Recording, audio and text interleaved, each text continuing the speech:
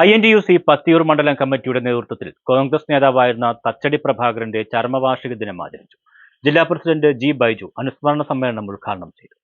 കോൺഗ്രസ് നേതാവായിരുന്ന തച്ചടി പ്രഭാകരന്റെ 26ാമത് ചരമവാർഷിക ദിനം INTUC പത്തിയൂർ മണ്ഡലം കമ്മിറ്റിയുടെ നേതൃത്വത്തിൽ ആചരിച്ചു.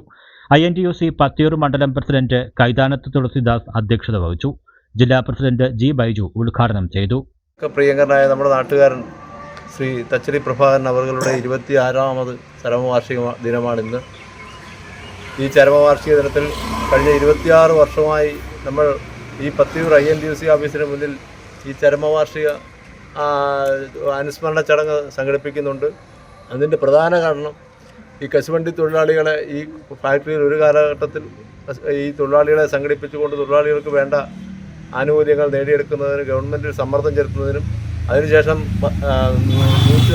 പതിറ്റാണ്ടുകളോളം ഈ ഫാക്ടറി അടഞ്ഞു കിടന്നപ്പോൾ ഈ ഫാക്ടറി തുറക്കുന്നതിന് കാരണക്കാരൻ അദ്ദേഹം ധനകാര്യമന്ത്രിയായിരുന്നപ്പോഴാണ്. INTUC സംസ്ഥാന എക്സിക്യൂട്ടീവ് കമ്മിറ്റി അംഗം ആമ്പക്കാട് സുരേഷ് അനുസ്മരണ പ്രഭാഷണം നടത്തി.